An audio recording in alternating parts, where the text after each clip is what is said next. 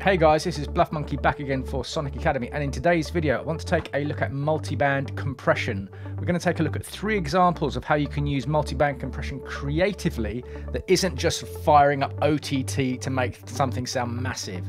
So we're going to use it on a kick drum to accentuate the click or the attack of the kick. We're going to use it on a pad to move the pad out of the way of a vocal in a specific frequency band.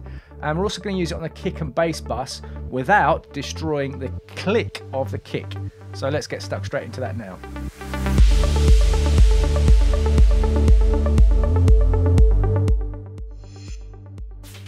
Right, so first thing I want to look at is applying a multiband compressor to my kick drum. As is usually the case, I've created a little demo project here that we will work with. But I'm going to use a compressor called Multiband X6. It's a brand new compressor from a company called Devious Machines that I've been working with at the moment. And I like it for a couple of reasons, which I'll probably mention sometime in the video. So I'm going to drag this down onto our kick drum. Let's just hear what I've got first of all.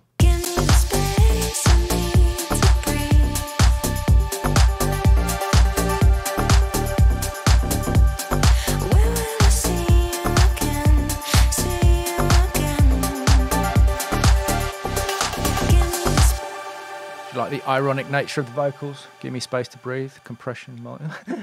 Anyway, so the kick drum itself, I've chosen kick 2. Now with kick 2, obviously you have fine control over the transient portion of the kick anyway, but assuming you're working with a sample or you don't have access to something like this functionality, you can do something similar with a multiband compressor. So let's solo this. And I'm going to bring Multiband X6 down onto the kick channel. I'm just going to choose a default blank preset. And I'm going to set up the compressor. I mean, this is assuming you know something a little bit about multiband compressors already. Basically, effectively the same as a normal compressor, but you can split it up into discrete bands. So you have discrete compressor control over each frequency band.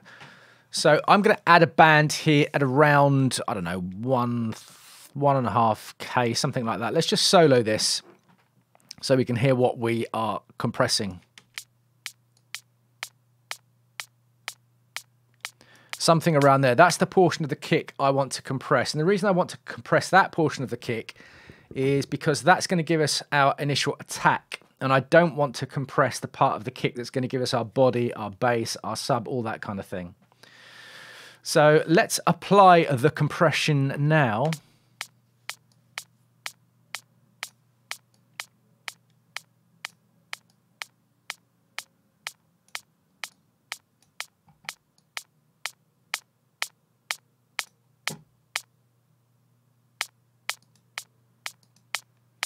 So you can hear that's really bringing up that kind of attacky, clicky part of the kick. So let's unsolo it and see what it's done.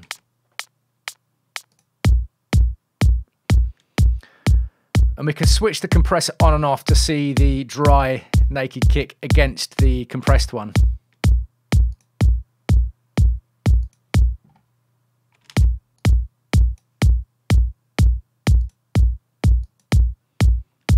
So you can see we've got all of our low end.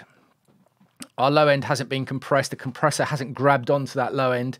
And we've just given it this extra click. Now, you can do this with EQ, of course. You can boost up the EQ. But the problem with doing that is that you're kind of boosting one end. So you are effectively losing a bit of low end because you're skewing the frequency response of the kick. Doing it this way, yes, you are technically adding some more top end, but the compressor is pulling it straight back down again. So we're using the attack and release controls to just kind of spike that part of the kick drum.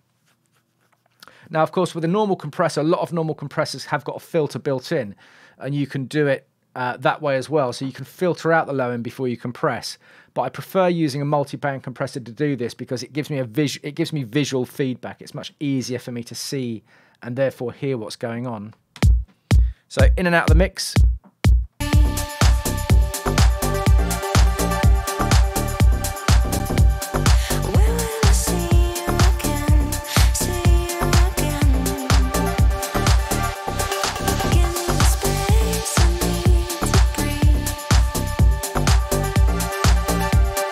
Yeah, so in the mix, turning that on and off, it really does make a huge difference to the perception of power that the kick has. And this is important to understand, the perception of power without it overwhelming and swamping everything else. At the moment, this is a very kind of naked mix. I haven't really done very much with it so far. It's just basic leveling. But even with just that tiny amount of compression on the top end, the kick drum appears to have more power without you having to raise the volume. So that's use one. Right, next thing I want to look at is the vocals and the pads and how they are potentially clashing. So let me just solo those two up. The pads, I've got a couple of different pads bust through onto LFO tool, bit of compression and EQ. But a lot of the time, these mid frequencies that you want the vocals to push through at, other elements can be trying to interfere with them a little bit. So anyway, let's just have a listen to it and see what it's doing. Give me the space I need to breathe. Give me the space I need to breathe. And what we can do is, if we have a look at the vocal channel, I've put a spectrum on the vocal channel. Let's just solo the vocals by themselves. And we want to have a look at where the vocals are sitting. Give me the space I need to breathe. So they start around here. There's a little bit of low end in there, which you don't need to worry about. When will I see you again? See you again. So we're looking at around 300 to 400 hertz, up to probably about 2 or 3K. It doesn't have to be exact, but those are the frequencies at which we're going to hear the vocals the most. They do have some high end as well, but they're not critically important to what we're trying to achieve here. So what I want to do is I want to use the multiband compressor to duck the mid-range, those frequencies that we've just had a look at, on the pad bus. So I'm going to bring down a multiband compressor onto here. This is the group channel for the pads. Set this to default again. And I'm going to set up a band, or set up two bands, but we're only going to affect maybe, let's try 250 to, I don't know, 2.5K. And we want to take the sidechain input of multiband X6 from the vocal channel, which is here. I'm going to do it post-mixer simply because when I audition the sidechain, it's not massively loud then. And what we want to do is come down to this setting section in multiband X6 and click the sidechain source to external. And we can just have a listen to that. Let me just solo these again.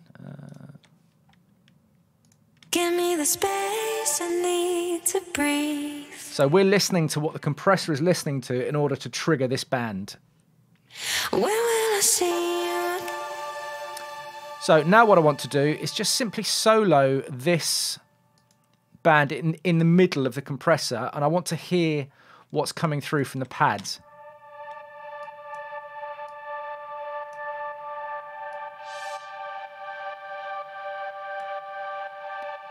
Yeah, so this is the section, if you think about where a vocal sits, especially a female vocal, they're all different depending on who's singing. But the part you want to hear poking through the mix is this mid-range.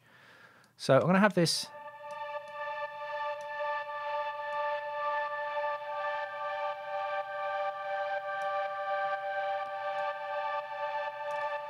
Let's activate the vocals again.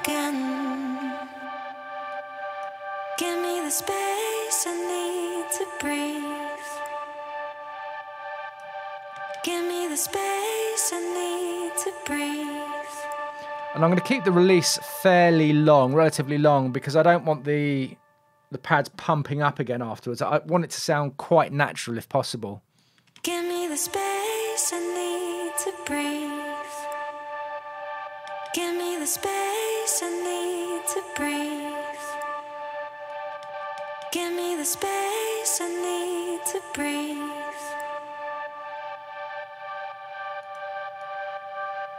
Give me the space I need to breathe. Give me the space I need to breathe.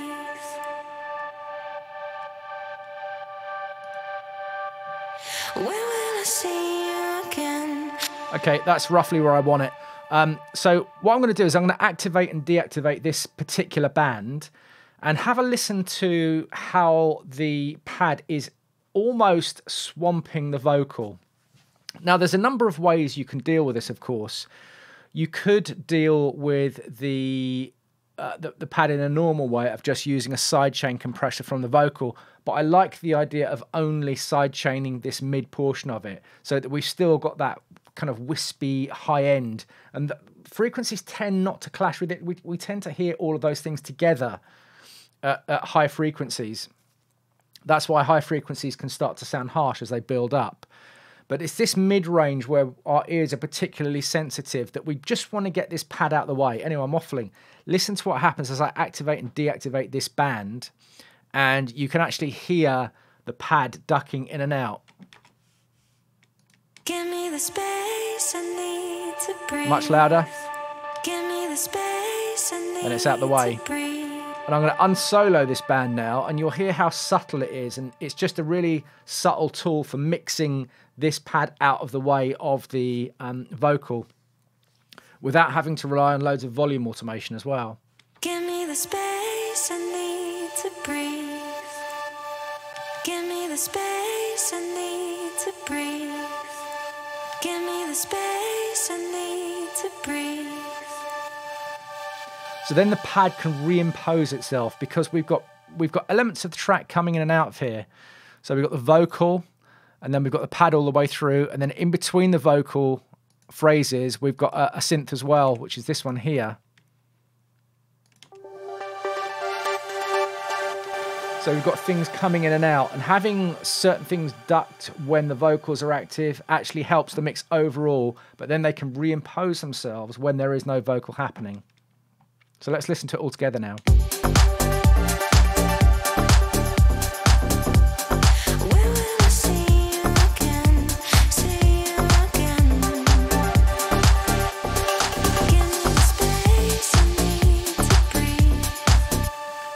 So that's used to, bit of mid-range ducking from the vocals to the pads.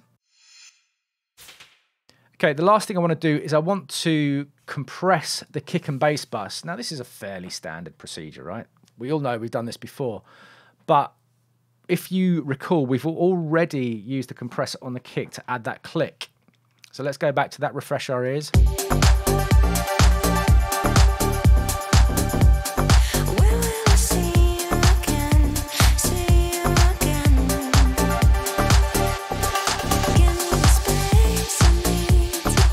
So we want to keep that click, and one of the issues is if I use a compressor now on the kick and bass bus, it is going to affect that clicky portion of the kick that we've worked so hard to achieve so far. So what I want to do is I'm going to use a third instance of Multiband X6 on the kick and bass bus, which I've got no other processing on at the moment. Set this to a default preset once again.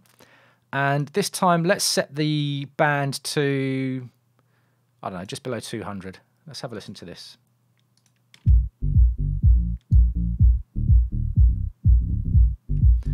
So what's happening now is that the compressor is only going to compress this low end and leave that clicky attack that we've got alone. So let's overdo this a little bit so we can hear what it's doing.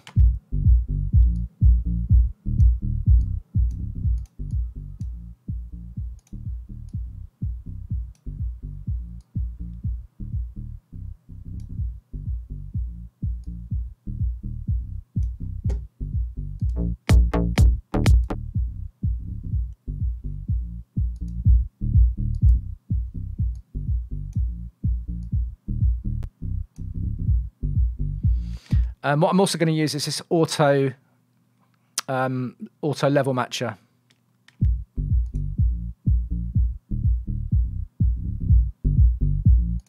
Huge increase. I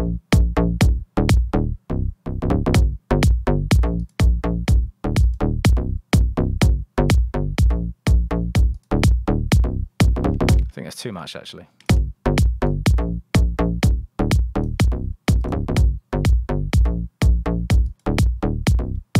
So it's left that clicky top end alone. Just by compressing this low end here, it's left that top end click alone.